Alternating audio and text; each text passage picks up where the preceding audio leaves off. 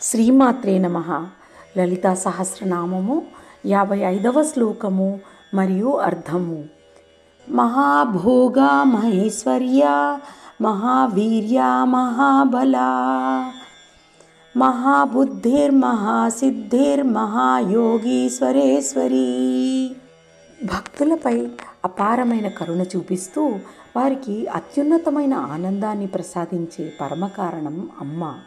పరమానంద భోగం అనేది ఇంద్రియాల ద్వారా పొందే తాత్కాలిక సుఖం కాదు. అది మనస్సు, బుద్ధి, అహంకారాలను దాటి ఆత్మ అనుభవించే శాశ్వతమైన ఆనందం. అమ్మవారు సమస్త ఐశ్వర్యాలకు అధిష్టాన దేవతగా విరాజిల్లుతుంది. ఈ జగత్తులో కనిపించే ప్రతి సంపద, శక్తి, వైభవం అన్నీ అమ్మ నుండే ఉద్భవించి అమ్మ చైతన్యంతోనే నిలిచి ఉంటాయి. ఇక్కడ సంపద అనేది కేవలం ధనం మాత్రమే కాక ఆరోగ్యం, కుటుంబ సౌఖ్యం, జ్ఞానం, ధైర్యం, ప్రతిభ వంటి జీవనానికి అవసరమైన అన్ని వరాలను సూచిస్తుంది. అలాగే శక్తి అనగా శారీరక బలం మాత్రమే కాదు, మానసిక స్థైర్యం మరియు ఆధ్యాత్మిక బలం కూడా. భౌతిక జీవితంలో అవసరమైన ఆరోగ్యం, సుఖశాంతులు, సంతృప్తి వంటి వరాలను కూడా అమ్మ అనుగ్రహిస్తూనే భక్తుడికి ఆధ్యాత్మికంగా ఎదగడానికి దారి చూపిస్తుంది.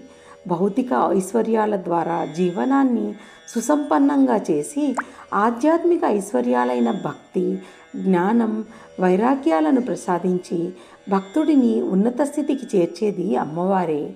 అందుకే ఆమెను భౌతిక, ఆధ్యాత్మిక ఐశ్వర్యాల మూలస్వరూపిణిగా శాస్త్రాలు వర్ణిస్తున్నాయి. అమ్మవారు అపరిమితమైన పరాక్రమ శక్తి కలిగిన పరమస్వరూపిణి. అమ్మ శక్తి ఏ సరిహద్దులకు లోబడని అనంతమైనది. ఈ సమస్త సృష్టి పుట్టడం, కొనసాగడం, అంతమవడం అన్నీ అమ్మ మహాశక్తి వలనే జరుగుతాయి. బ్రహ్మ, విష్ణు, మహేశ్వరుడు నిర్వహించే సృష్టి, స్థితి, లయ కార్యాలకు అంతర్భూతంగా పనిచేసే మూలశక్తి అమ్మవారే. Subscribe for part 2.